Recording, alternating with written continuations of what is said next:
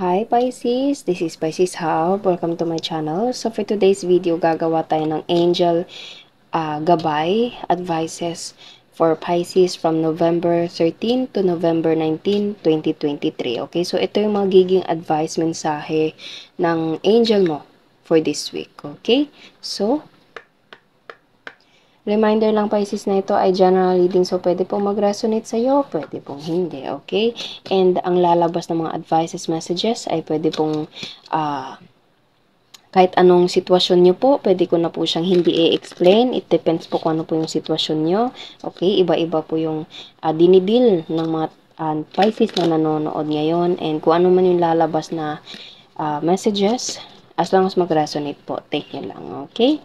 So, you can also think of a question, Pisces, kung meron po kayong tanong for our angel sa video na ito. Or kung wala naman, okay, pwede nyo naman pong panoorin itong video and alam nyo natin kung anong lalabas na mga messages, advices for Pisces. Okay? So, ano po ang mensahe nyo po or advice for Pisces? Wait. Wait, just wait. Okay? So, ano kaya yung hint? Ayun. The situation will improve, Pisces. Wait, trust. Okay? Trust, wait. Okay? So, magiging okay din lahat. Magiging okay din lahat yung sitwasyon na dinidil mo ngayon. Okay?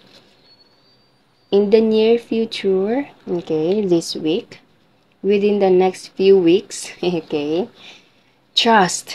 Okay, sinabi ko kanina, Pisces, trust and peaceful resolution. Okay, so, choose to have a peaceful mind, Pisces, or everything will be okay, everything will improve, and there's a peaceful resolution right here. Okay, magkakaroon siya ng maganda, maayos na sitwasyon sa buhay mo. All you have to do is to trust, wait, and within the next few weeks, pwede din na hindi lang this week, kundi sa susunod din na mga weeks. Okay, so, in the near future, within the next few weeks, the situation will improve and there's a peaceful resolution. All you have to do is to wait and to trust the process, Pisces. Okay? So, kahit anong sitwasyon niyo po na dinidil ngayon and mag-resonate sa ating reading, okay? Take nyo lang po. Hindi ko na po siya i-explain pa further. This is a short message coming from our angel, Pisces. Okay? So,